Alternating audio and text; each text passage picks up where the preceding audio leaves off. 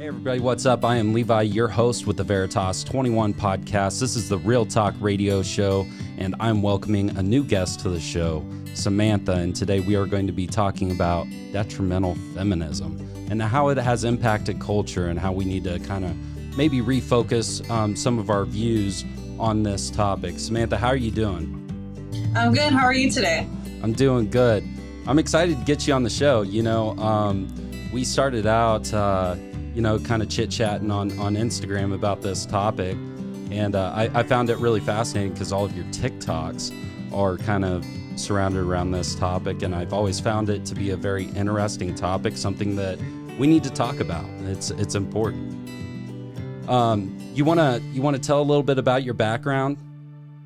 Sure. So yeah, my name is Samantha. I'm kind of known for my videos on TikTok. I'm pretty new on TikTok, but I definitely put my views out there. They're a little controversial, and like you said, I discuss a lot of topics that a lot of people are not willing to talk about. A lot of it has to do with feminism and how that affects us in a modern world. I'm a traditional Bible believer, and that somehow gets mixed up with being very controversial in modern society.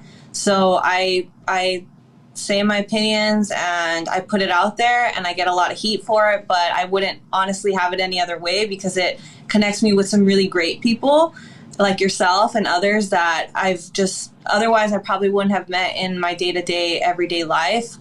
TikTok, social media has been a great platform for me to really express myself in my opinions and find other people that agree with me, but also it's more importantly about opening up a discussion about different topics that we normally don't discuss. Yeah, and I agree with you. TikTok has been a huge platform for me as well. I mean, of course, like I said, that's how I found you. And I've actually found a bunch of people that I brought onto the podcast from TikTok. So it's an awesome platform to be able to grow on, because I think the algorithm just really pushes it out to people that are interested in the topics that you're talking about, and that's what makes it so awesome. I want to cover this first about generalization. This type of topic is not one that everybody will agree on. And not everybody will agree with me individually. Not everybody will agree with Samantha individually. And so to take this conversation as a conversation and as a perspective point of view is very important to the listeners, that none of this is to be misogynistic or anti-feminism or anything of that nature, but rather just to discuss this topic and Samantha and I's individual viewpoints on this. And it's important that you guys have that perspective listening to this, because it's not necessarily an easy one to, think about. If you don't agree, that's great. And if you don't agree, reach out. I am more than happy to respond to an email. Links will be, if Samantha wants, her links will be in the bottom of the description on Spotify and Apple Podcast. Mine will be as well, so you can reach out to us, engage, and talk to us about your viewpoints, because I'm more than happy to have a conversation. I'm not here to have an argument. I'm looking for solutions in culture, and I think that that's what's important. That's the view of the Veritas 21 podcast, is we have real, insightful conversations that are aimed to impact culture. With that being said, Sam, so you kind of hit a little bit on your background. What can you kind of like tell me about your upbringing and kind of, just your general day-to-day life? My upbringing definitely had an impact on the way I see relationships and marriage today. My parents were married. My dad was a worker building his business full-time, more than full-time, and my mom was a stay-at-home mom taking care of the kids.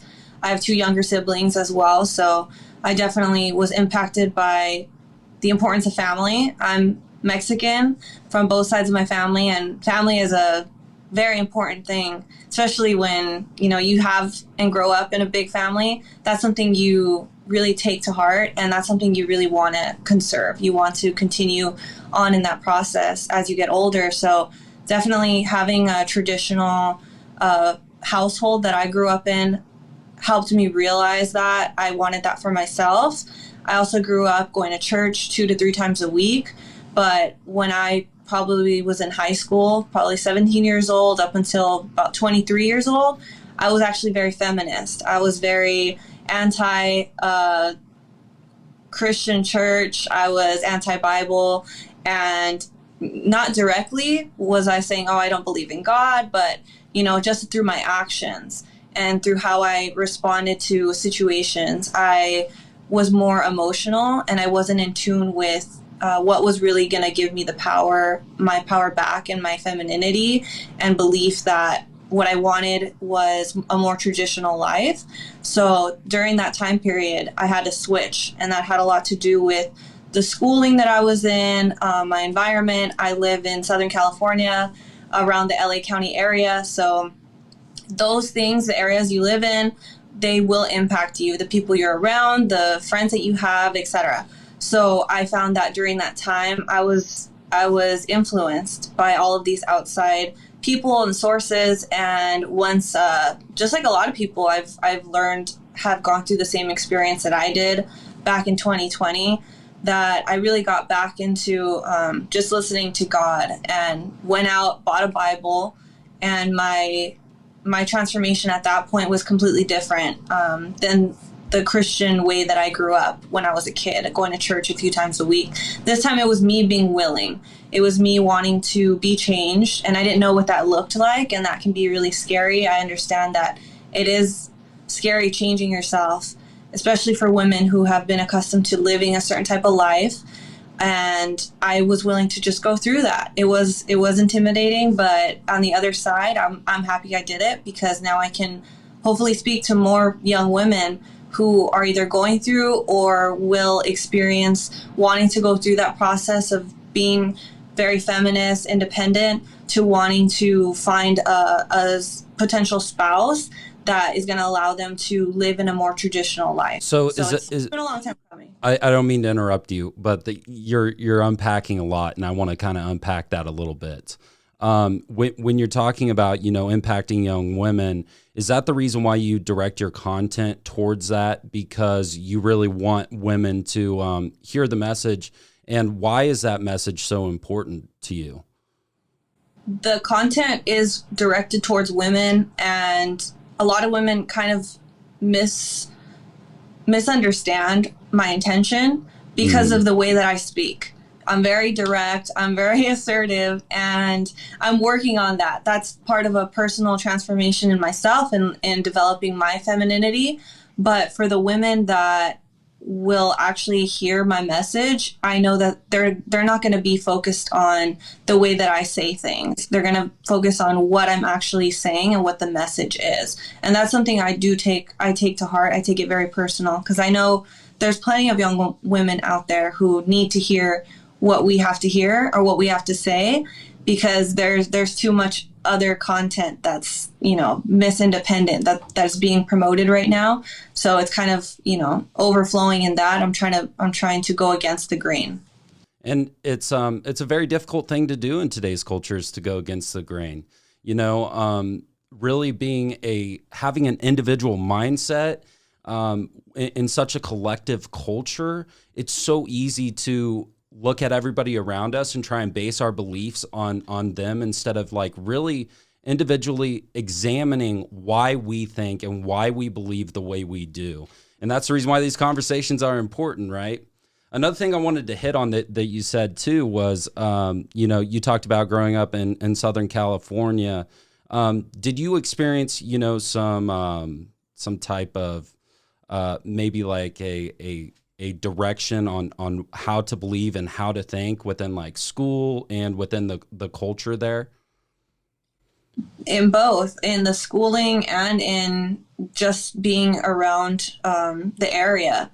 The people around here have certain beliefs that I used to believe as well. And I kind of had to dissociate myself from the friends that I had made in that prior period, because I would try to bring up my new ideas and conversations, kind of like what we're going to talk about. And people really not everybody is as open to having the conversation if they don't necessarily 100% agree. So I learned that the hard way. I had to, get creative and think out of the box. And that turns into finding people on social media that we're open and willing to have the conversation. It's hard. Like everybody preaches open-mindedness, right? But open-mindedness to what? Your side? And they don't hear our side. And it just makes it very difficult. So we talked a little bit yesterday about this, and that both of us, we thoroughly enjoy listening to Jordan Peterson, phenomenal clinical psychologist from Toronto, Canada, and has done many, many podcasts, has done many, many lectures that you can find on YouTube, and just a phenomenal man that is really impacting culture and really has influenced a lot of my views, has influenced a lot of my motivation to be a better speaker, to really be an effective communicator. I mean, Jordan Peterson has impacted me a lot. Can you kind of tell us a little bit about how Jordan Peterson has played a role into some of your viewpoints on this subject? Sure. So I agree with you. Jordan Peterson has been very impactful on my journey, not just through this, but over the last couple of years in a lot of different ways. Just individually, we're not exposed to enough conversation on becoming a better version of ourselves. And Jordan Peterson mixes the psychology in a way that we can understand it. Like regular people like me can just understand it and really absorb that information. It's broken down in such a way that is digestible. So I used to watch Jordan Peterson's old lectures on YouTube. And if anybody hasn't seen this, I would highly recommend listening to on YouTube his old lectures of the Bible discussions that he has. He breaks down different books in the Bible. And personally, more recently, over the last couple of years, I would listen to those, and that made it a lot easier for me back in 2020 to say, you know what, I'm going to go purchase a Bible and really look into it for myself, not, take into what everybody else is telling me is in the Bible or even Jordan Peterson. It was a good bridge, and it made it a lot easier for me to understand what was in the Bible. It didn't make it as intimidating. And yeah, I'm really excited. Like I have his brand new book. We were talking about that, and I'm going to go see him later on this year. My whole family, we all have tickets to go. My dad, my brother, we're all big fans. So did your dad influence you to, like, how did you get exposed to Jordan Peterson? It was a combination of just finding him on my own, but my brother actually, he's 20 years old right now, but he knew about Jordan Peterson just on YouTube when he was probably 16 years old. That's so cool. 16 years old listening to somebody like that. I mean, we agreed yesterday. He's literally the greatest mind of our time, and the people that aren't listening to him now, you will eventually listen to him. Like there's no way he'll be revered as the greatest mind of our time, in my opinion. Yeah, I agree. So let's talk about individuality. When we think about individuality, what do you think about that, Sam? I think it's important to talk about why we have a difference of opinions, because it would be boring. This would be boring if we all just had the exact same opinions and ideas. If we all agreed all the time, I think that it would be really bland, and people wouldn't want to listen to any podcast or watch anything, because people like the back and forth of the polarity in discussions. So I enjoy it because we need to have our own perspectives. And that goes into, how we consume content. There's so much content out there, Instagram, TikTok, everything, right? Especially TikTok, it's consuming. So it's important to know where you stand and what your opinions are, because we're always being influenced by social media. But also, I mean, that makes us have to be responsible and accountable, right? Exactly. And that's what a lot of people are not willing to, put their foot out there and say, you know what, these are my beliefs. And then if you ask them, where did you hear that, or what makes you think, like, what's your personal experience in that? And a lot of people don't have that. They're just like, oh, well, I heard it here, or I read it here. And it's like the echo chambers that are just repeating in itself. So it's important for us to have your own opinion and know, okay, not everybody's going to agree with you. That's a good thing, actually. It's a good thing for people to not always agree with you. You don't want a bunch of yes men in your corner. And it's what's going to grow. I mean, it's what's going to grow people. Is again, comes back to that open-mindedness of being able to have that conversation and learn from it. All right, let's get into the topic of feminism now that we've covered generalization and individuality and kind of Sam's background. Didn't really talk about my background, but if you guys listen to the Veritas 21 podcast, you'll get enough of me real quick. So you'll know just about everything about me. I'm a very open person. So equal rights of women, when this started, and I'll kind of just give the little bit of rundown, and then we'll discuss this. But this all really kind of started at like the late 1800s, early 1900s, and it's important to recognize that women should have the right to vote. Women should have the right to work. Women should have these like basic human dignity rights, just like any man out there. The problem where we're going now is the modern day feminism, and that's really what we're talking about. We're not talking about the historical feminism of the reason why women should deserve the right to vote, and women, we can all agree on that. It's just about personhood at that point. Okay, let's have a conversation about the wage gap and why it is what it is. Why do you think? A lot of feminists will ignore the fact that a lot of women just refuse or are unwilling to work in certain fields that are overtaken by men. It used to be STEM. Now we have an influx of women in STEM, right? But now let's take a look at jobs that are not education-based, like construction jobs, plumbers, electricians, people who are out building the roads, stuff like that. Now, women are more than capable of being able to get out there and work those same jobs for that pay. But is it that women don't have the ability to go and do that? That right is being taken away from them, or are they being unwilling to go into those fields? There's a difference in a conversation that a lot of people are not having. And I think the perspective to take from that is if you just look at how many people you know individually of people of women that go into maybe the medical field as opposed to going to a trade union to learn how to do pipe fitting or plumbing or something along those lines. Like maybe a nurse, let's say in the Midwest, a nurse will make. Now, of course, this comes back to generalization here, because what Sam is going to make out in California is going to be different than what I would make in Kansas doing the same exact job. So this is not to generalize here. You really have to look at it as a geographical area and economical area to really understand the logic behind what we're talking about. So I really want to break that down and make sure you understand that it's a foundational thing here.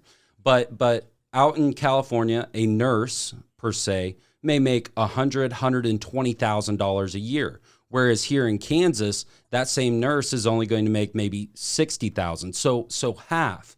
But a plumber will make $120,000 here, maybe $200,000 out there. And I think like that's really where this wage gap comes in, is like how many of these women are going out and going into a workforce that just simply isn't going to pay the same. The more women are more willing to, generalizing, women are more willing to work in fields like psychology, like sociology. When I was in college, I was a sociology major. I wanted to be psychology. There's just, women are more drawn to that, being caretakers, being nurses. There's men in those fields too, but we got to examine where women are going to fall, where they're more likely to be attracted to. Do you think that women naturally, like just in their nature, have more of that like caretaking desire than maybe a man? Yeah, I agree. I do think that's more of a trait that happens in women than it does in men. And of course, there's men who are nurses, right? But the women tend to fall more into being teachers and being social workers just because they have that instinct of wanting to take care of others, maybe not their own children. There's a lot of women who don't want to have their own children, but they'll be teachers, or they'll be, in a position where they can help and nurture someone else. Which explains, why previous societies and cultures, the woman typically stayed at home and took care of the kids, raised them. And going really into depth on that and going further into it, I think maybe that's part of the problem with maybe public schooling, is that public schooling has kind of taken that role of the parents away from them, and not necessarily like that was necessarily the intention. It was a good thing, but to understand that really came from almost like I would almost say like the World War II workforce of women getting into the workforce, women getting out of the home, which again, there's nothing wrong with a woman getting out of the home and working, but the impact that had within the home, within culture, that now we're giving kids to other people to essentially raise them and teach them new things in life. I find it interesting that a lot of people will downplay the role that a mother has in raising her children. They're like, oh, you're just a stay-at-home mom. That's such an easy job to do. But in reality, let's just say we have a household where mom and dad are working full time. Now they have to hire a nanny. They have to have somebody possibly in daycare, and they're putting the responsibility on other adults, and they're going to pay good money, right, to put them into classes and institutions that are going to give them the education that the parents think is important for their children. So we can't downplay the fact of the role of the mothers that they have in essentially making sure and caretaking those children and raising them in such a way that you would pay good money for someone else to do. Because right now what's happening is they're putting it all on the state. Mm-hmm. Depending on where you're at. Like in California, it's hard to only have to be surviving on a single income. So more than likely you have your kids in all these programs, and it's putting a lot of responsibility on the state. That it's a slippery slope. And I think that's kind of where that collective mindset comes from, is like you're socialized at such a young age that you don't really develop your individuality, and maybe like kind of like with those traditional views and perspectives aren't necessarily developed, and maybe that's just the and I'm not speaking politically here, but just the liberal mindset of like, we got to experience something new. We got to have new perspectives. We got to do something different. Like there's always this desire within our human nature that we want to be better than the previous generations, which our capabilities, it's like, I don't know, Sam, do you ever think about this? Maybe like people in the 1700s weren't as smart as maybe what we are today. Yeah. What you're doing at that point is you're like, and I'm saying I do that too. I think, maybe they weren't as smart as we are. All we have today is technology. Yeah. But seriously, they may have been like way smarter if you think about it, because they were able to stay like so focused on their lives and providing and doing the things that they needed to do within their small little niche community, that they weren't distracted with the overall collective idea and belief. They were able to provide so much more value without the distractions that we have of just constantly being on our phones or overstimulated by social media all the time. That's kind of maybe a little bit off topic, but I think that's valid to understand the role of the woman getting out of the home and working, and how government has came in and assisted that. But I want to hit on this too, and not to get like, again, too far into politics here, but in the 1960s when when the welfare state essentially was established, right? Basically broke up the family, in my opinion. Broke up the family as in like a woman can receive assistance to raise her kids. And then so there kind of became this no longer a need for the man within the home to provide like he had to before that time. yeah, it wasn't given for the families that were in need if the husband or the father was in the home. It was only for fatherless homes. So it was basically incentivizing having, manipulating the system in a way where you are going to get more benefits by not having somebody in the home. And over time, we can see that that has an effect on certain communities, certain demographics of people that are going to have that as a source of like livelihood. Yeah. As you know what, this is just how we live, because the state is going to provide X, Y, and Z to us even without a father. And that kind of just for some people completely cuts out the responsibilities or the importance of a man. And that's why a lot of women, we hear them say, oh, what do I need a man for? Maybe he's just the one who donated, the thing for me to have a child. So it puts things into perspective of people just completely throwing the importance of a man, of a father, in the home. And it's sad to see, but yeah. And my perspective here comes from my upbringing. Like I told you yesterday, my mom, she raised us alone, and my dad was absent. My dad was an alcoholic, and as a boy, to develop in my own manhood and kind of figure out who I am, has really been a learning process throughout my 20s. It's been difficult. A lot of failed relationships, friendships, but a lot of that stems from what women always want, right? Is you guys want effective communication. You guys always want to be communicated with, and this and that. But also in communication was like, how do I present myself in an argument or a disagreement? And how do I control my emotions? Because the man wasn't in the home, I never experienced that as a child, to like see that and be able to kind of like reciprocate into my own life. I just had to experience it. And now I have to like look at myself, and this is kind of maybe where this individual mindset comes from, is like, I have to be so in tune with myself to understand what I have to do to be better. I don't have an example. So it's kind of, it's like a gift, but it's not really a gift. But I wanted to hit on that because that's how important it is to have, both parents together. And I think that you're right. There is a little bit of the war on marriage. I mean, you can look at it this way. In 1970, 70% of people by the age of 23 were married. And in today's world, by 23, only 40% of people are married. So there, you can see like over the last 40, 50 years of this war on marriage, or at least the perspective of marriage.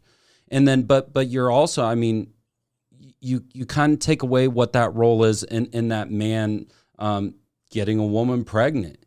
Is he going to be there? Well, if there isn't a need in culture for a man, then you're going to have these disparities that continue to happen within culture because of the roles that both of us play. Yeah, the women have been put on a pedestal as far as, they don't see their faults and seeing the responsibility that they can have in being a woman, being a mother, and that will result in women being very masculine.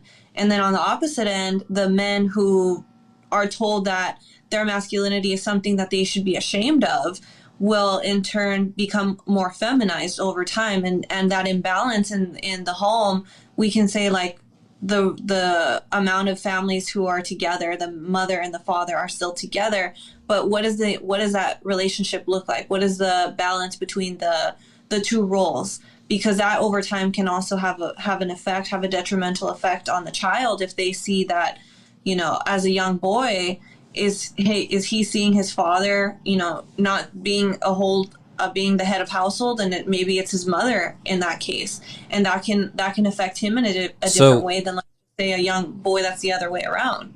So when you say head of household, what do you mean by that? Like, what do you believe the man's role is? So again, not everybody's going to agree with this, but as me being a Bible believing Christian, the Bible says that the head of the woman is the man and the head of the man is Christ. So in order for the man to really be there's a lot of this talk right now, this red pill manosphere. But for me, in my context, it's that the man is going to be able to have a wife that's going to follow his lead, be trustworthy, and, you know, not confused about what role she plays in the marriage, in the relationship, because he's the one leading her, saying, you know, this is the decision we're going to take, and she's going to roll with it. She's going to roll with it and be supportive of where he's taking them. Is your perspective then that there is a hierarchy within the home? Because you kind of described it as in, basically, I mean, if I put it into like a different way, would be like the woman answers to the man and the man answers to Christ. Yeah, and then below the woman is the children, right? Kind of touching on what we said earlier, is she's going to be instilling those values, those traditions into the children. So really the children, the mother, the father, and then God. So I definitely follow that, and it makes it a lot easier to follow somebody who you know is getting their perspective from someone above them. Right. And so this is kind of where like the perspective of the traditional patriarchy that men were oppressive towards women. I think that's kind of naturally where it stems from, is because within the church, in the Bible, that the man is required to answer to Christ, and the woman is required to answer to the man, but not to misunderstand that the man is to submit to the woman as well, and the woman is to submit to the man. But I want to dig deeper a little bit into that as well. That was biblically, that was actually not that we're supposed to necessarily be 100% prideful of that role. That's actually a role that we received because of sin. So we men have to answer to that. And because we have to answer to that, it's important that we lead our families spiritually in the path of righteousness, because we're going to be judged for that. And I just, to dig into it deeper, I find it even more interesting that there is that war on that perspective of what that hierarchy looks like. And it's not that one is more important than the other. It's that man is going to answer to that. He has to. He's going to be judged for it. And so why is this in culture, if within the church, if you're a Bible-believing Christian, why in this culture are we so against that? I mean, it's destroying the home. Yeah, you see the feminism taking over the churches at the same time. Because you're hearing pastors saying that that's okay for a woman to be without a husband. And of course, circumstances come up where, you know, every situation is different. But for somebody to be promoting the fact that mothers do not need to have, or it's not important for a mother to have the father in the household or a part of the child's life is really damaging. And it's having effects on how other people who don't know the word of God are going to look at how everybody else is reacting. And if they're doing the exact same thing and having the same feminist ideas and everybody else, there's no differentiation between the world and what the modern Christian church is doing. So people have to be really careful about how they choose to look at that, because that can be really hurtful to people. And it's really about the kids. It's about the children that we're bringing into this world, that we're trying to raise to be righteous, as you said. So it has to be something that we talk about.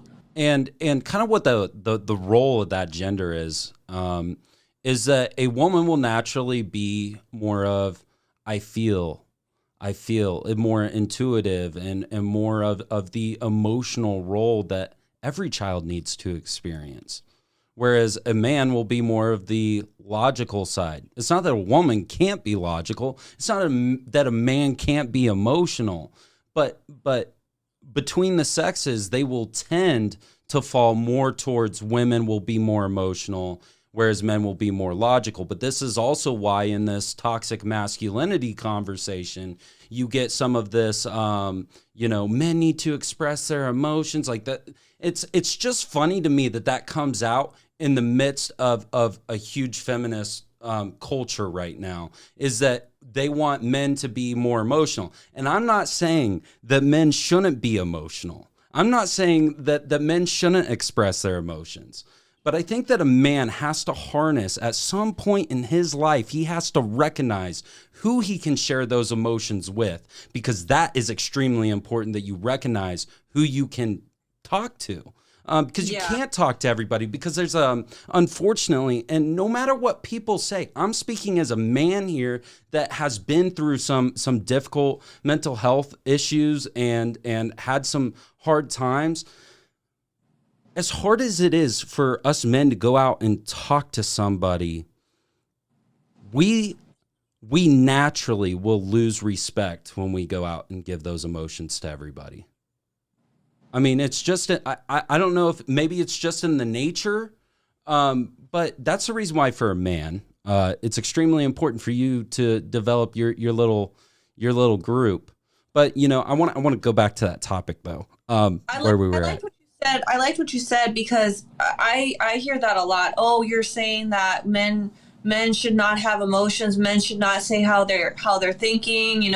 That's definitely not what I promote. I believe that every person, men especially, need to have a healthy communication with other men that they trust. Just like you said, not every person is going to be capable of understanding our experiences as a man. Like, if you have an issue, you're probably not going to want to go to a woman for advice. You're probably going to want to go to a man, and I suggest that also. You want to find like-minded men who you respect their opinion, and they're going to be honest with you and give you advice that you're going to be able to follow, and it's going to make sense. It's going to actually be beneficial. So I think same for women. A lot of women are operating in a very masculine energy because they've gone through a lot of trauma, a lot of emotional damage that has impacted them, and now they're untrustworthy of other men, and now they're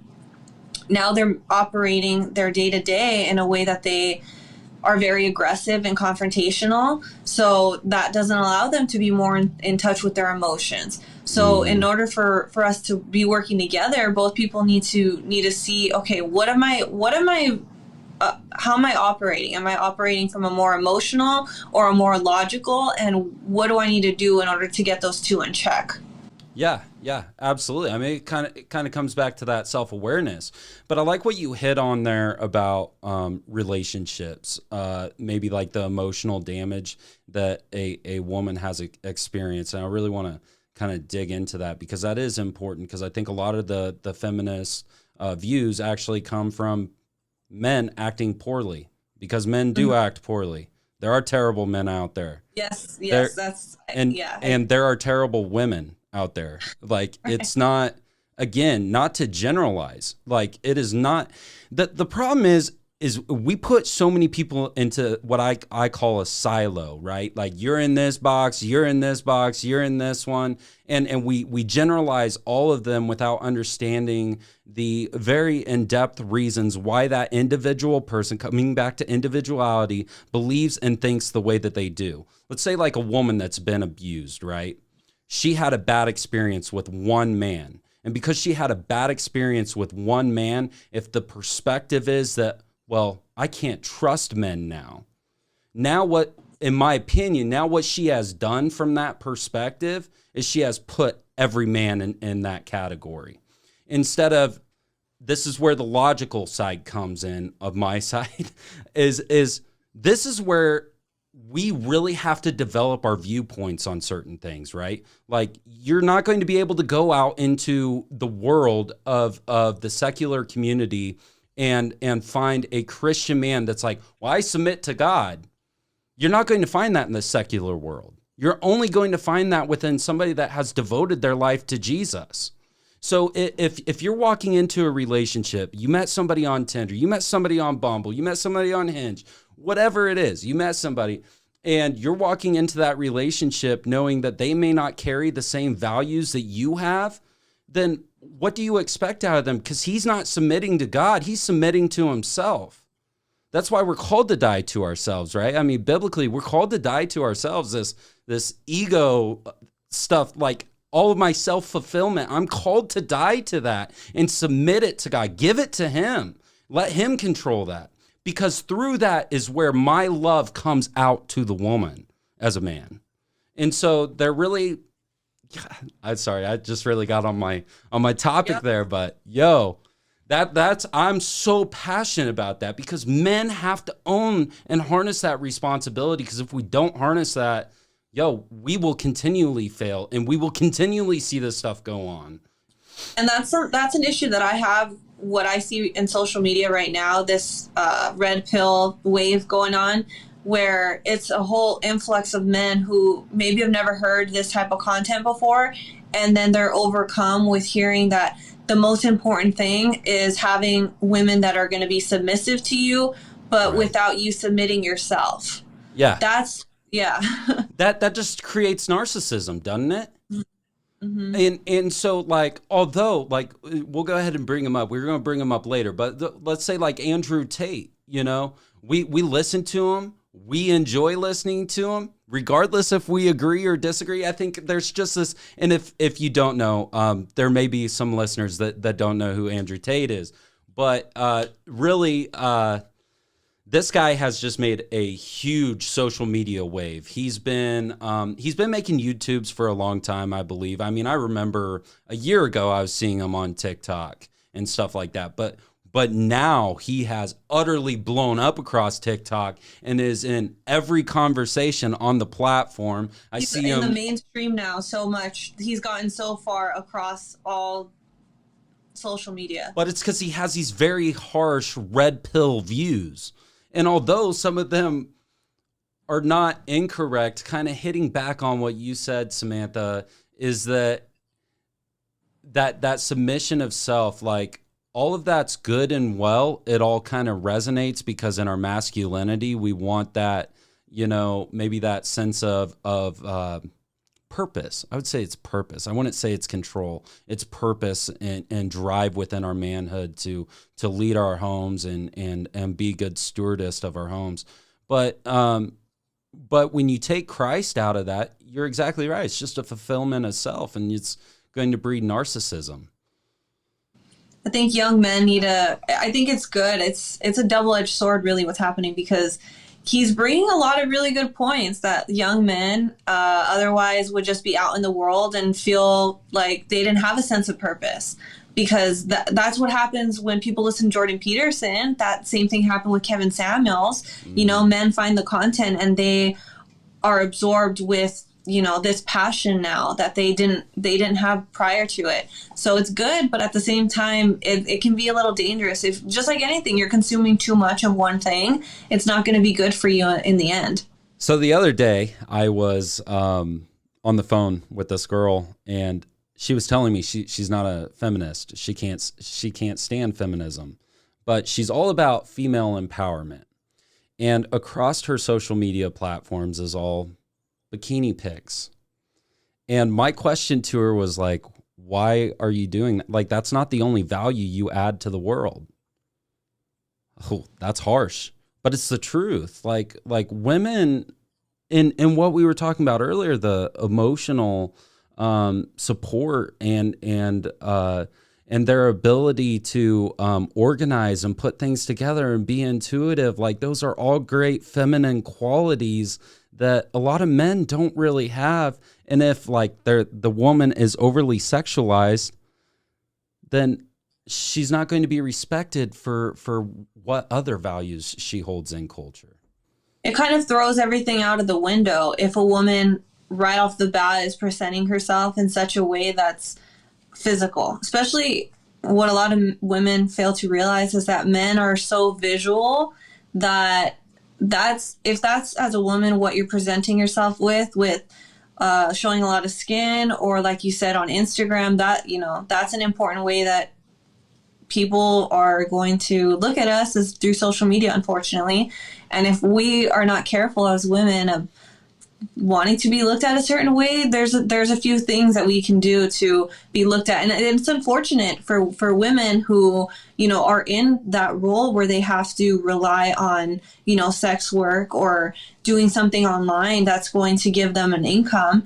But if you as a woman are wanting to be looked at and respected in a different light, that's something that, first of all, that's probably the best way for you to change something immediately versus, you know, you wanting to just show up how you are and still want that same respect as if you were in a work meeting and you're off the streets. Those are two different ways that you're going to dress as a woman, but those have to be aligned with one another if you want to be respected in society. Mm-hmm.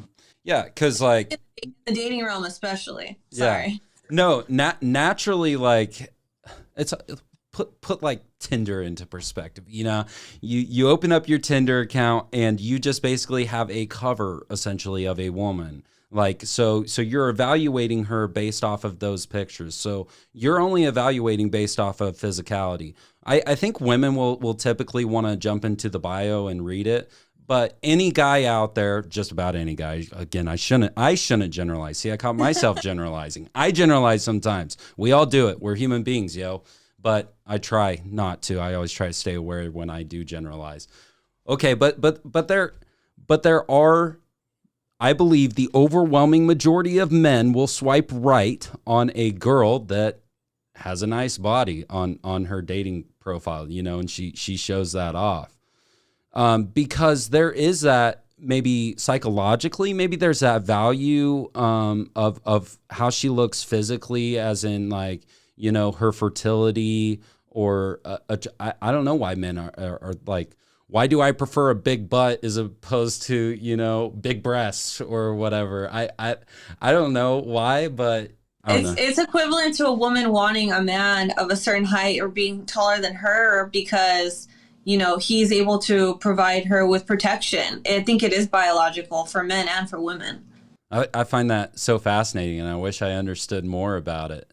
And why like, say a girl that's a little bit more curvy, like why she would be more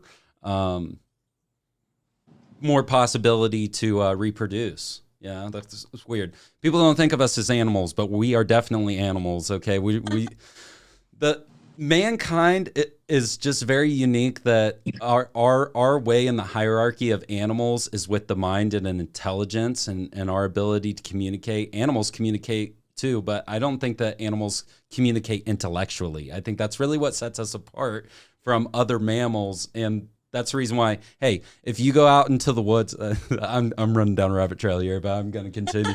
But if you go out into the woods, you're going to be scared of the bear because you literally have nothing to protect yourself. If you don't have a gun or anything to protect yourself, you're going to be scared of the bear, you know? And it's because all you have is your mind. You don't have the muscles, you know, to fight that bear off with your bare hands. And if you think that you could, you're probably not the smartest person. But yeah, no, I really think like that understanding the biological nature of the way that we view one another, sexually and visually, is extremely important. And I also think like that's what's important about, you know, you kind of hit on it, was, you know, being modest in the way you dress. It doesn't mean not to be proud of, you know, like I know Samantha, you work out, and that's great, you know, but I mean, clearly you enjoy that, but you don't maybe feel like you have to add value into the world just physically, right? Just being something to look at. And that's the reason why you go out and you talk, you know, and you talk about these critical issues in culture, because I think like that's where your heart is. It's not that you don't want to be healthy. You take care of yourself, you know? Yeah, and I'm really glad you brought that up, because especially in like the fitness industry, I have definitely seen that. If you walk into a gym, like, you know what I'm talking about, because you walk into a gym, and I have to be careful with what I say here, because this is another controversial take, is that the women now, when you go into a gym, are trying to wear the least amount of clothing possible. And you know what? I understand because they've worked so hard and there's a lot that goes into it. I understand. But at the same time, as women, we have to understand how men operate. And if you're going to be upset as a woman, like I see a lot of videos of women being upset in the gym recording themselves because a man looked in their direction while they're working out.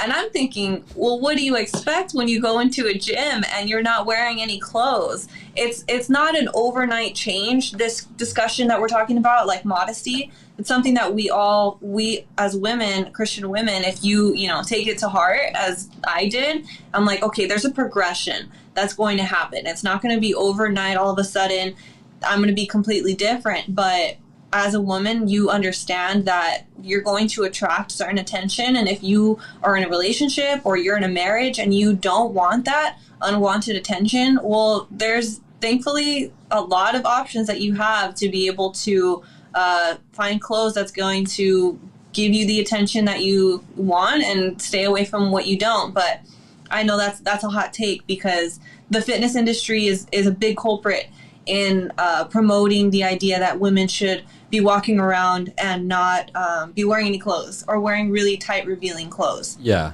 But that's not to be judgmental. I'm a woman. I work out. I understand. But I know I'm going to get looks. Like just yesterday, I went to the gym and then I realized I had to go to the store. I had to go get groceries. I'm like, okay, like let me grab something. Let me get a big sweater or a big shirt or something, because when you're in the gym, it's one thing. When you go out into the world, into the grocery store or the post office, it's different. The people in the gym understand, okay, you're there to work out and everything. So I think there's definitely different levels of understanding that modesty does play a role, and it's contrary to what a lot of people would believe, it's very powerful as a woman for you to dress in such a way that it's not just honoring yourself, but it's honoring the man that is in your marriage or in your relationship, that you're showing respect to him, that you don't want everybody to see what you are and who you are, that's reserved for somebody that, is really important in your life as a man. And a good man will make you feel beautiful in every way. Like that's the other thing. Like from the man perspective, like I don't want you to feel like you have to seek attention from anybody else. Like I should be the one that's giving you the attention where you feel fulfilled in that, And so then when I think for me in regards to dating, that's probably one of the most unattractive things for me is if I see a woman that is constantly seeking attention physically. Like posting those pictures that I was talking about, like that's an instant turnoff for me, because I don't want her to think of herself as only valuable based on what she has achieved with her body. I want to appreciate her body. I want to love her for her body, partly, not that that's the only reason why I would love her, but but there is that aspect, and to understand that, like, put it into perspective and say roles were reversed and this guy is in the gym and he's constantly showing off his body, and somebody says, oh, that guy's obviously a douchebag. Like, that's hypocritical. That makes no sense at all. That makes no stinking sense. Like, you can't say that dude's a douchebag when she's over here showing off her body all the time. Mm-hmm. It reciprocates. It goes both ways.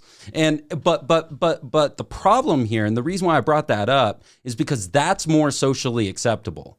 You'll turn towards a man and say he's a douchebag because he's showing off his body all the time, but then justify a woman showing her body off all the time and be like, "Yay, good job, you look great, this and that," like, and all that's great, and all. But I think that really that needs to be brought into the relationship. I mean, we're relational beings, right?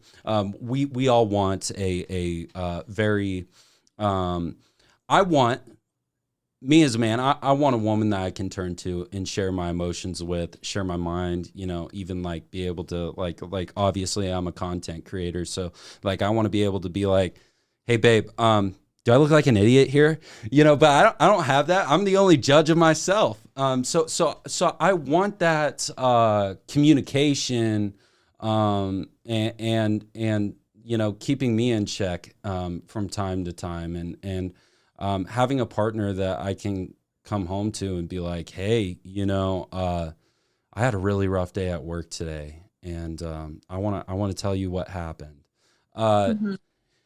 And I think that part of us in this superficial culture, with so much focus on physicality, and again, I will say it over and over and over and over and over, because I have to say it over and over to get it into people's minds that this is not to say that any of that is wrong. It's just everything is done in moderation, right? And if the focus is constantly on the physicality, then we'll never actually truly love somebody for their heart and their mind and their spirit, because all of those things encompass, and that's where that moderation comes from, is like all of them come together at once. But if your focus is solely on one, then you may not get the other, You can't be surprised at, the response that you're going to get from a woman, or even from a man, if you're not presenting yourself with substance. If you don't have that or bring that to the table, like, you can't expect the opposite to do that for you if you're not willing to do it for yourself. Mm-hmm. Why are traditional values so important to you? Why are they so important? Yeah. Because they provide a good foundation for children.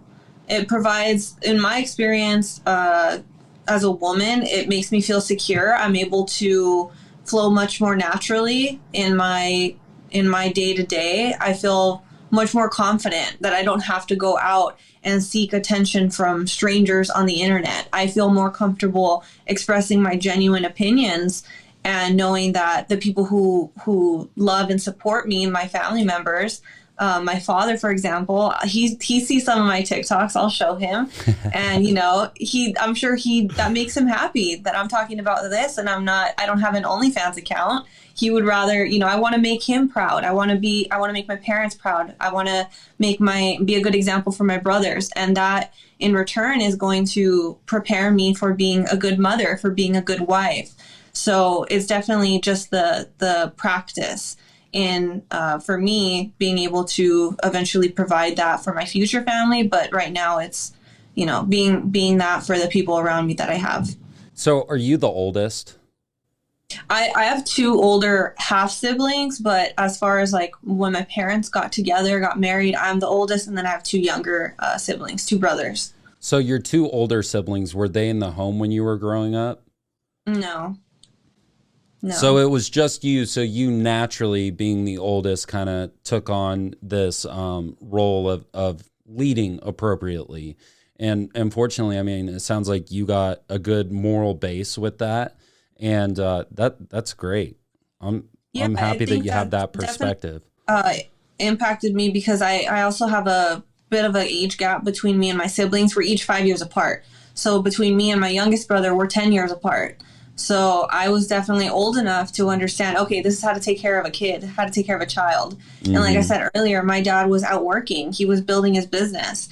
So he was, a lot of times, was not home. He was out working so much that put a lot of responsibility on my mom. And, I try to help her as much as I could. And then also just growing up in a Mexican family, you're surrounded by kids all the time. Yeah. So that was natural for me. And not until I got back into like more recently into the traditional values that I was reminded of that. Yo, the family in the Mexican culture is like this, I have some friends that are Mexican and they're all like this. Yo, that's my cousin. And for me, I'm like, dude, that's my cousin, but he's going to make his own decisions. Whereas like you don't do that. You don't do that in that family. You know what I mean? Like you don't mess with them. They're all tight, and that's probably good from the Latina culture that the family is that tight knit. It's a really that's really good. Yeah, and that's why I speak on a lot of things that I do, because I see the feminist ideas being like seeped into all cultures. It's not just here in America, it's in a lot of different places. So I talk about that all the time. I say, hey, traditional values align with being Hispanic, with being Mexican. We're traditionally more conservative. So I'm just kind of throwing it out there like, hey guys, remember, this is what we're talking about. When we're talking about preserving the culture, it involves preserving marriage at the same time. So we can't just pick and choose what parts we like about the culture. I mean, you can, but if you are leaving marriage out of the equation, that's damaging too. Well, and I think that a lot of people don't examine the problem with these beliefs and ideas and how it reacts within the home, within the family. And I think that's why it's important that you and I are having this discussion, because we hit some very great topics on this episode. You're 100% spot on, and I would love to have you on again, Sam. But let's talk about just a couple more things. When I say, like, I always say this, like, there's power in speaking up. You're speaking up on this. I'm speaking up on this. And although there's power in that, because we're providing perspective, we're really getting into depth. This isn't a chat on Facebook or on a blog feed on Reddit.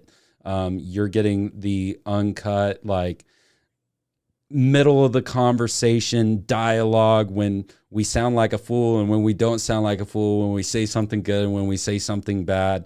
So you're getting that, like, genuineness. And that's the greatest thing about podcasting. That's the reason why I love it, is because you actually get into it and enjoy it. And I think my opinion on this speaking up, we put ourselves, just by having this conversation, in a very, very, very vulnerable position. And there's going to be a lot of people that disagree with us and people that may despise us for this.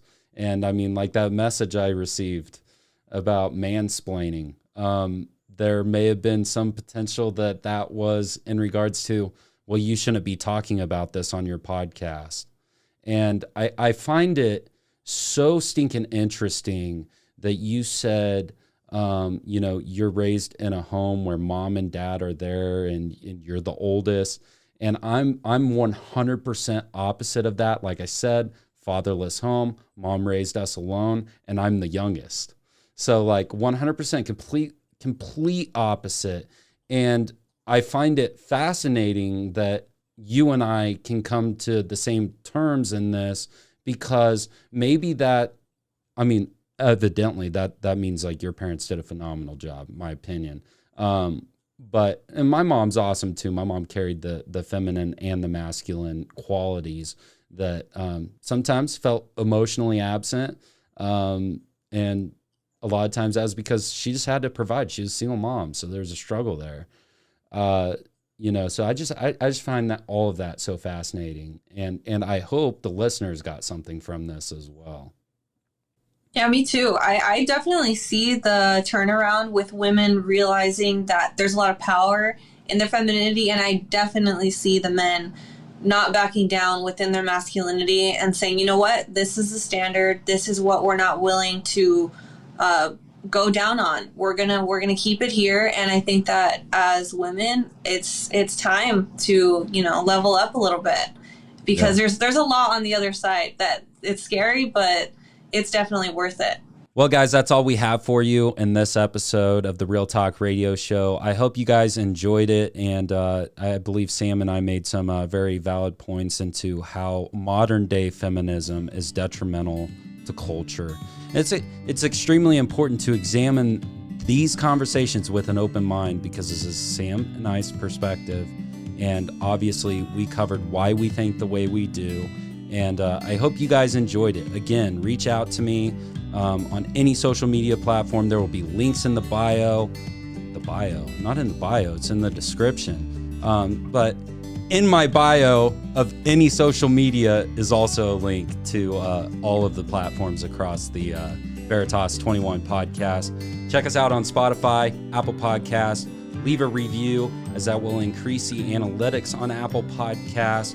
Check us out on YouTube. Go ahead, click that subscribe button. Hope you guys enjoyed the conversation. Shoot me an email at the Veritas Podcast 2021 @gmail.com. You guys have a great rest of your week, and God bless.